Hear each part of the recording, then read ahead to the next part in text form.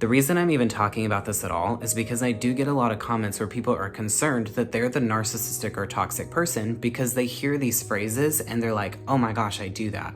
Hey you guys, welcome to my YouTube channel. My name's Trey. I'm a narcissistic abuse survivor and a trauma-informed coach, and I'm also getting my doctorate in occupational therapy with an emphasis on trauma recovery. Today we're going to be talking about the difference between narcissistic traits and traits that people can end up developing due to a trauma response that end up looking very similar to narcissistic traits. Please make sure that you're subscribed to my channel and turn on the notifications so that way you don't miss my weekly exclusive content that's only found here on my YouTube channel. Now let's get into it.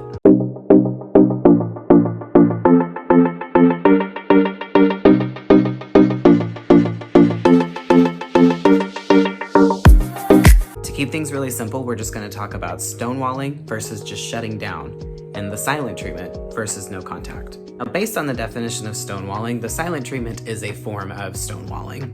Stonewalling is what toxic and narcissistic people do to shut down communication, and the silent treatment ends up being one of the tactics that they do to stonewall. This can look very similar to what a lot of survivors do, which is no contact, or they just shut down. The difference between these tactics really has to do with motive. So examples of stonewalling phrases that a narcissistic or toxic person is going to do is, I'm not talking about this right now. You should know what you did. You know what you did wrong. We're not talking about this. They just shut communication down. And they do this on purpose because they know it's going to drive you crazy. Because you, on the other end of it, you're just trying to communicate and work out the problem. But see, narcissistic and toxic people aren't really capable of working out the problem, because in order to work out problems in relationship, there has to be this equal balance of acceptance of responsibility and changed behavior.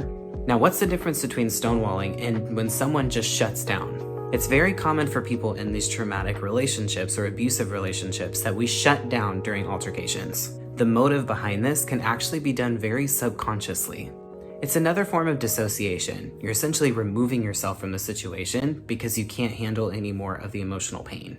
So we can shut down during whatever altercation is going on because in our minds, if we shut down and we just give in, it's going to end sooner.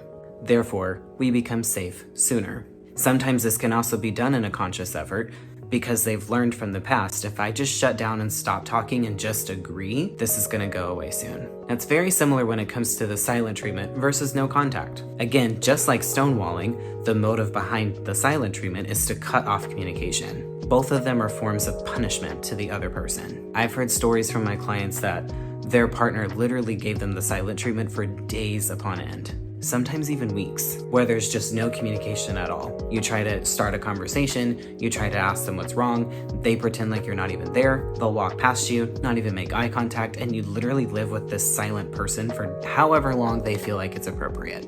Again, the motive behind this has nothing to do with protection, it has nothing to do with doing what's best for them, it has everything to do with punishing you. Now, what's no contact?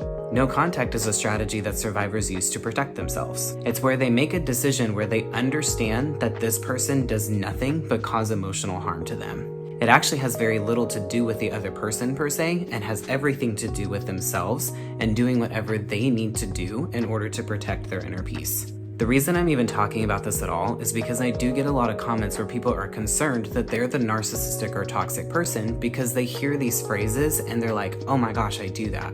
Now, here's the reality. People that have suffered severe amount of trauma, they do take on some of these traits, but the motive is usually because of protection. No contact, I believe that that's just a choice that we make. But trauma survivors can also end up being very defensive.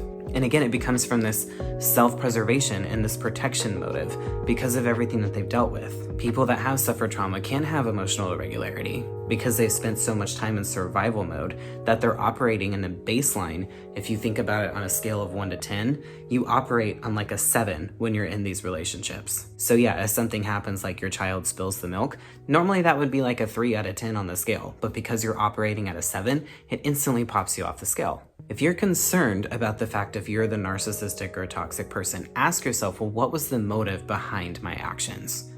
Where did my actions come from? Did it come from a place of survival? Did it come from a place of trying to protect myself? Did it come from a place of I just wanted to feel safe? And if the motive behind the actions didn't have to do with harming the other person, whether it's physical or emotionally, then that's not necessarily narcissistic or toxic at heart. Now, if these are behaviors that you see in yourself that you're like, you know what, I don't like this about me, that's okay. It's fixable. That's part of the healing journey. When I got out of my relationship with my narcissistic ex, I dealt with all of this stuff.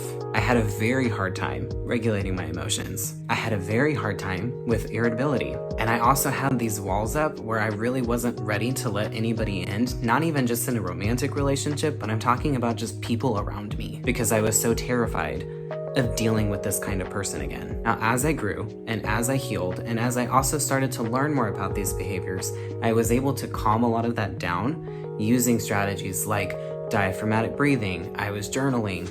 I was using a stop and distract technique where if I felt my emotions or my thoughts going into a certain place that was going to take me down a rabbit hole, I would literally stop myself, give a correcting thought, and then go do something different. So the more that I learned these strategies and the more that I put them into place and started to make them habits, these traits naturally did go away. We talk a lot about that it's not necessarily about words, but it's about actions with these narcissistic people. Like they say that they'll change, but they never will, right? When it comes to trauma survivors, when we're upset or we're worried about actions that we see or characteristics that we see in ourselves, what we need to go back to is the motive and what was the story behind the actions. Now, ultimately, yes, if we do feel like that there were certain lines that were crossed, now we have to work on forgiving ourselves. But we also need to understand that we were under an immense amount of stress. And understanding that can actually help lead to forgiveness because you understand the story behind some of the actions, like shutting down or being irritable or having this emotional dysregulation, because a lot of times that happens in the relationship too, not just after. And you have to remember that a human being can only take so much. And if the person that you were with or the person that you are with is bringing this out of you, the person that you're spending your life with or the friendships that you have, they should be bringing out the best in you.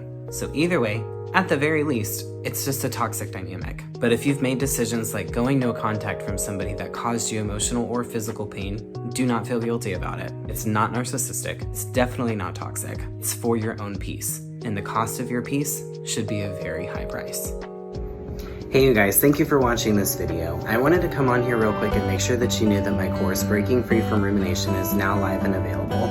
This course is designed to help you heal from the pain of narcissistic abuse, specifically the betrayal, and help you regain your peace by overcoming this obsessive thinking cycle that we all find ourselves in. I really truly believe that this course is going to help you do in 6 weeks what took me 6 months, because I was having to figure this out all on my own. So I took everything, all of the tips, all of the tricks, combined it into a 6-week course with specific homework, specific strategies, scientific-based articles. There's multiple different videos from authors and other creators to help explain all the parts that keep us stuck in this obsessive thinking cycle. So please don't wait any longer.